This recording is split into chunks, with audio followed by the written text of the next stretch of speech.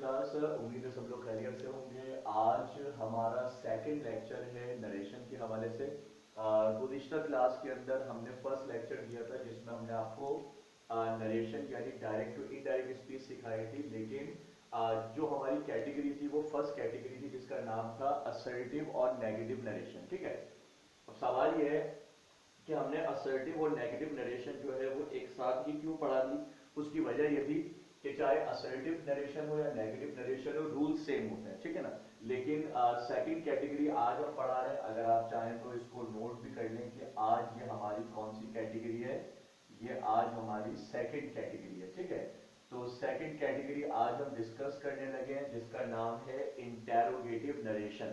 आज आप देख सकते हैं जो मेरा फर्स्ट सेंटेंस लिखा हुआ है उसमें भी क्वेश्चन मार्क लगा हुआ है, सेकंड सेंटेंस लिखा हुआ है इसमें भी क्वेश्चन मार्क लगा हुआ है, थर्ड सेंटेंस लिखा हुआ है इसमें भी क्वेश्चन मार्क लगा हुआ है, और यहाँ पर फोर्थ सेंटेंस लिखा हुआ है यहाँ पर भी क्वेश्चन मार्क है, फिफ्थ सेंटेंस लिखा हुआ है यहाँ पे भी क्वेश्चन मार्क है। इसका मतलब यह है कि आज हम जितने भी टेंसेस करेंगे, जितने भी नरेशंस करेंगे, उसकी कैटेगरी कौन सी होगी, वो इंटेरोगेटिव टाइप के सेंटेंसेस होंगे, इंटेरोगेटिव नरेशन होगी। ठीक है, जैसा कि मैंने आपको लास्ट टाइम भी बताया था कि नरेशन में किसी भी किस्म के आप सेंटेंसेस करें, सिर्फ जो इंपॉर्टेंट जो रूल है आपके लिए वो ये वाला है जो हर कैटेगरी के लिहाज से क्या होता रहेगा, चेंज होता रहेगा। जैसे कि आप देख सकते हैं, अगर आपने पिछला लेक्चर सुना हुआ है या देखा हुआ है तो उसमें यहाँ पर रूल डिफरेंट था।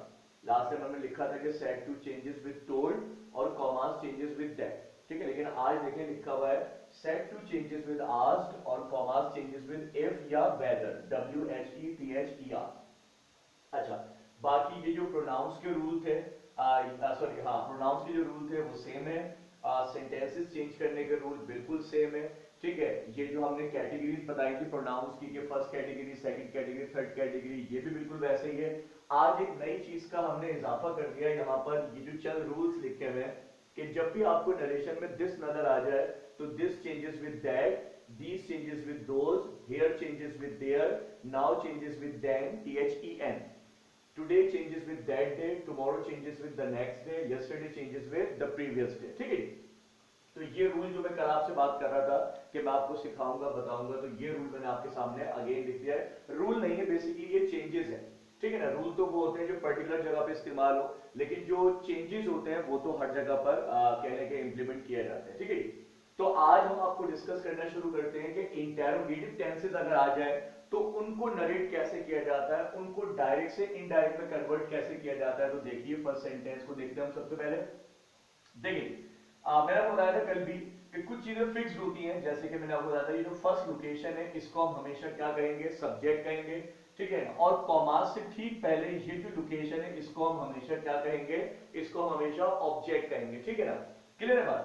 अच्छा, मैंने आपको कल ही बताया था कि सब्जेक्ट रिमेन सेम, सब्जेक्ट को हम कभी भी डिस्टर्ब नहीं करते। इसी तरीके से जो ऑब्जेक्ट लिखा हुआ है ऑब्जेक्ट रिमेन सेम, ठीक है ना। अब मसला क्या है, अब हमें करना है सेट टू को चेंज।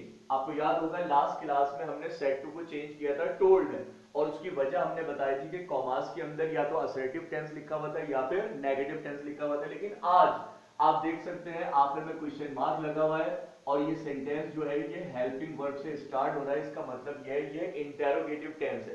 तो याद रखिएगा पहला रूल हमारा क्या कहता है कि इफ अगर इन्वर्टेड कॉमास के अंदर इंटेरोगेटिव टेंस लिखा हुआ है, आप देख सकते हैं अगर कॉमास के अंदर इंटेरोगेटिव सेंटेंस लिखा हुआ है तो said to changes with ask, आप जानते हैं आखिर में क्वेश्चन मार्क लगा हुआ है। क्वेश्चन मार्क का मतलब सवाल होता है, सवाल का मतलब पूछना होता है और पूछने को क्या कहते हैं, आस्क कहते हैं, ठीक है। तो पहली बात क्या हो गई कि आज से हमारा सेट टू जो है वो किस में कन्वर्ट हो जाएगा, आस्क्ड में कन्वर्ट हो जाएगा, सही।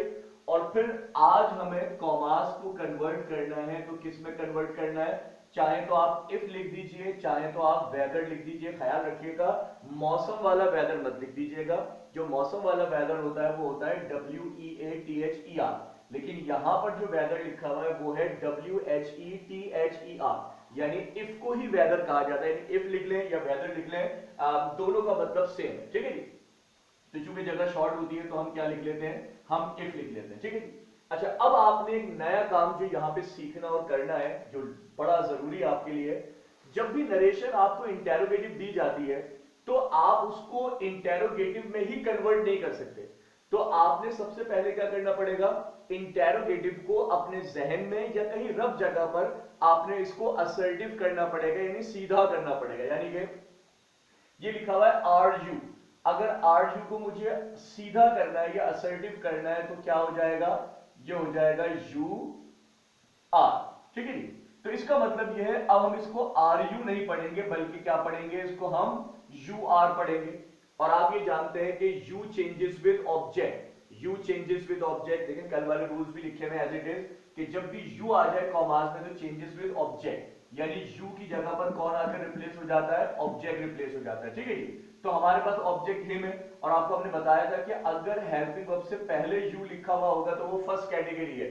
तो हिम की फर्स्ट कैटेगरी क्या होती है, आप देख सकते हैं ये हिम है जो कि सेकंड कैटेगरी है। हिम की फर्स्ट क्या होती है, ही होती है। तो हम यहां पर क्या लिखेंगे, ही लिख देंगे। ठीक है जी।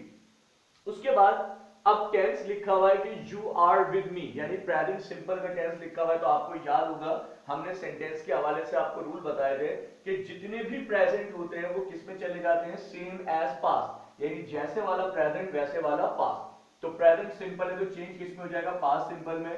तो प्रेजेंट सिंपल में इज ए मान होता है तो पास्ट सिंपल में क्या लगा दिया जाएगा, वॉज वर्ड लगा दिया जाएगा। ठीक है जी। तो ये हो जाएगा ही वॉज और फिर विद जो है वो एज इट इज आ जाएगा।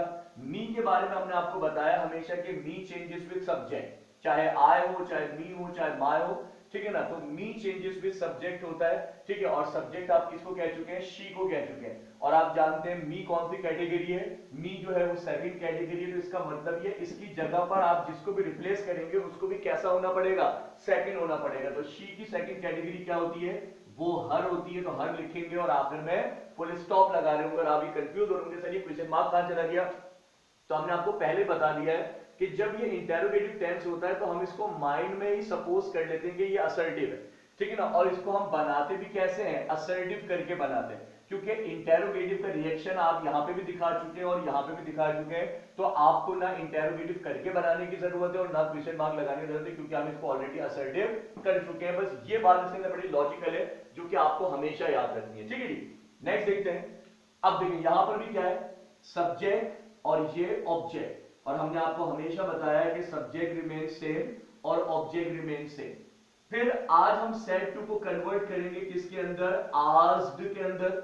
और कॉमास को हम कन्वर्ट करेंगे किसके अंदर, इफ के अंदर। सवाल ये अगर कोई पूछे आपसे भाई आस्क क्यों लगाया है, इफ क्यों लगाया है, तो आप बता सकते हैं कि कॉमास के अंदर लिखा हुआ सेंटेंस कैसा है, इंटेरोगेटिव है। और जब कॉमास के अंदर इंटेरोगेटिव होता है तो सेड टू आस्क में जाता है और कॉमास जो है वो इफ या वेदर में चला जाता है। ठीक है। अब फिर यहां पर एक और कंडीशन आ गई है कि अब did you do this for me, ये भी इंटेरोगेटिव टेंस है। ठीक है ना। अब आर यू को असर्टिव करना तो बड़ा आसान था, हमने सिर्फ इनको टर्न कर दिया था तो ये क्या हो गए थे, आर यू से यू आर हो गए थे। लेकिन अब मसला यह है डिड यू को क्या टर्न करके हम यू डिड कर देंगे तो बिल्कुल गलत हो जाएगा।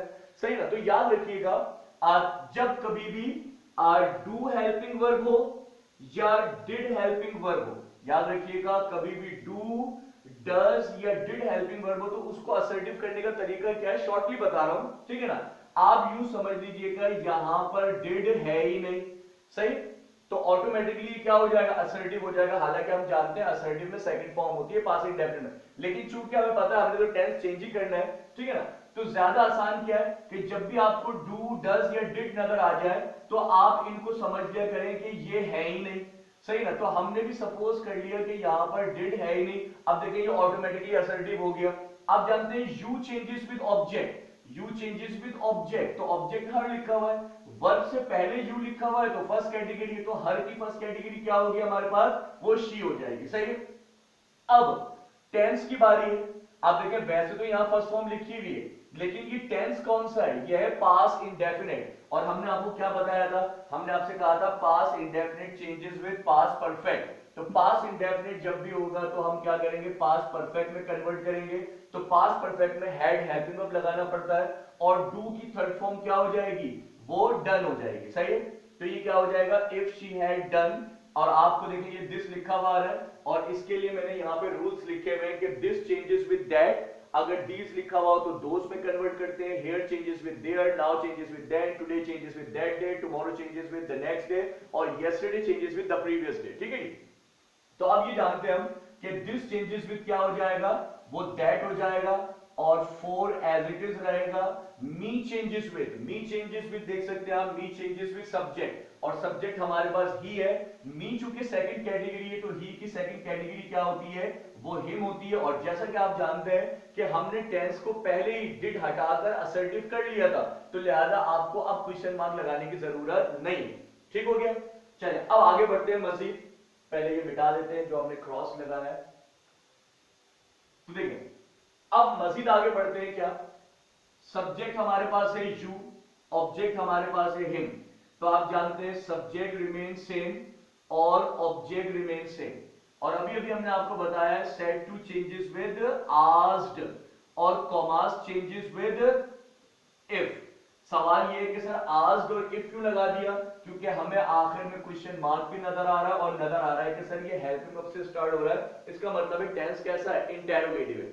ठीक है। अब फिर वही बात है कि आपको इंटेरोगेटिव दिया तो है लेकिन आप इसे इंटेरोगेटिव करके बना नहीं सकते, यानी कभी भी डायरेक्ट से इनडायरेक्ट में करने के लिए आपने इसको पहले अपने माइंड में क्या करना पड़ेगा, असर्टिव करना पड़ेगा।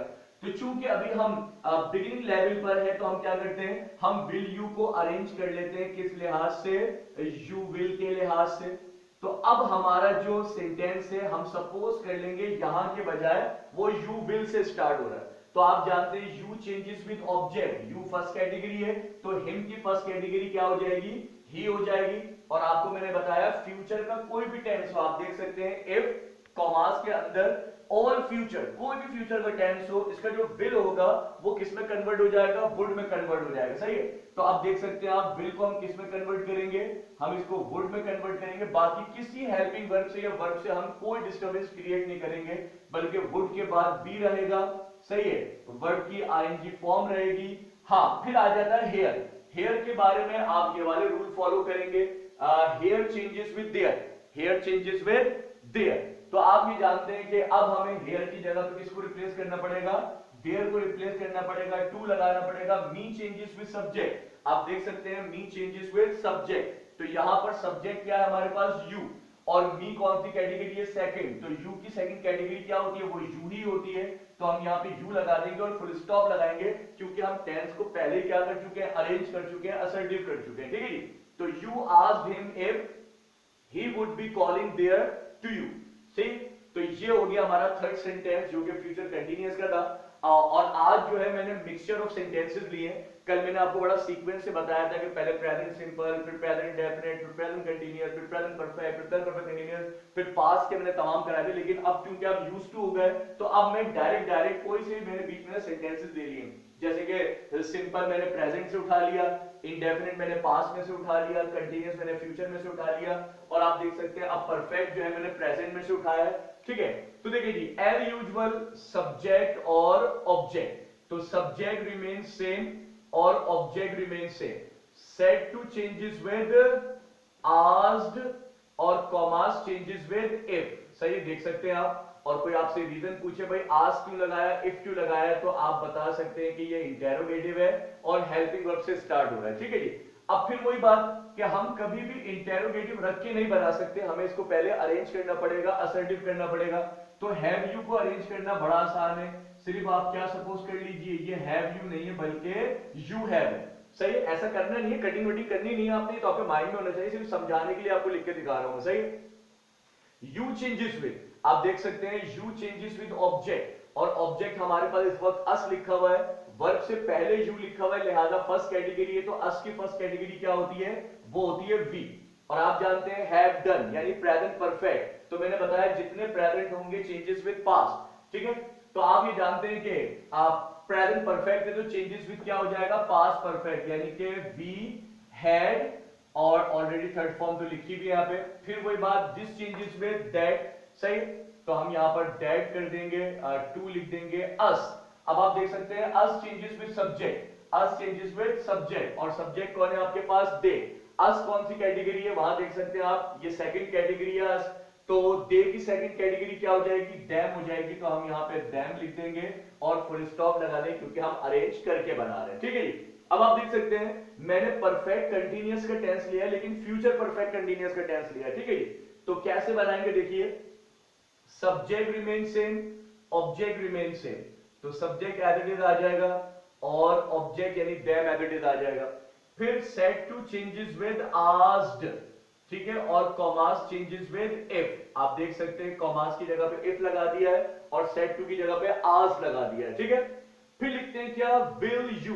तो जब इसको आप अरेंज करेंगे तो अरेंज करते वक्त आपने क्या ख्याल रखना है कि इसको असर्टिव करना है, तो विल यू को जब आप असर्टिव करेंगे तो ये क्या कहलाएगा, यू विल। फिर दोबारा रिमाइंड कर रहा हूं, आपने ऐसी कटिंग करनी नहीं है, सही ना, सिर्फ समझाने के लिए आपको लिख के दिखा रहा हूं, वरना आपको जहनी तौर पर ये माइंड में ही सब चीजें करनी पड़ेंगी आपको, ठीक है। तो फिर क्या हो जाएगा भाई, you changes with object, you changes with object, और ऑब्जेक्ट आपके पास डैम लिखा हुआ है, यू फर्स्ट कैटेगरी क्योंकि वर्ब से पहले, तो डैम की फर्स्ट कैटेगरी क्या हो जाएगी, वो हो जाएगी डे, ठीक है। फिर मैंने बताया था फ्यूचर के जो भी सेंटेंसेस होंगे उसमें आपने सिर्फ विल को किस में कन्वर्ट करना है, वुड में कन्वर्ट करना है। तो आप ये जानते हैं विल को आप कर देंगे वुड और बाकी हेल्पिंग वर्ड से आप कोई डिस्टर्बेंस क्रिएट नहीं करेंगे, वुड हैव बीन रहेगा, सही है। वर्ब की फर्स्ट फॉर्म में भी कोई मसले मसाइल नहीं करेंगे, फिर उसके बाद टू लगा देंगे, फिर डैम। अब डैम बड़ा मसला है कि sir dam changes with, dam को किससे रिप्लेस करें। आप देखें यहां कहीं डैम नजर आ रहा है आपको, यहां कहीं डैम नजर आ रहा है आपको, यहां कहीं डैम नजर आ रहा है। इसका मतलब यह, मैंने कल ही बताया था कि जो चीज आपको लिखी हुई नजर नहीं आ रही वो चेंज नहीं होगी, इसका मतलब यह है कि डैम रिमेन्स डैम और फुल स्टॉप, ठीक है। तो होपफुली आपको हमारी आज की ये सेकंड कैटेगरी नरेशन की, जिसका नाम था इंटेरोगेटिव नरेशन, तो होपफुली आपको ये समझ में आ गई होगी। अगर किसी को ये डायरेक्टली रूल समझ में नहीं आ रहे हो तो काइंडली वो पहले सेकंड लेक्चर देखने से पहले फर्स्ट लेक्चर देखें नरेशन का, ताकि उनको बेसिक समझ में आ जाएगी, ठीक है जी। तो इंशाल्लाह अब अगला लेक्चर आपके लिए बनाएंगे, उसका नाम होगा WH नरेशन, यानी WH क्वेश्चंस की बात करेंगे कि व्हाई, वेयर, व्हेन, हु, हुम, whose, which, for what, for whom, from where, मतलब बहुत सारे WH क्वेश्चन है, तो वो सारे डिस्कस करेंगे। तो अगली क्लास तक के लिए अल्लाह हाफिज।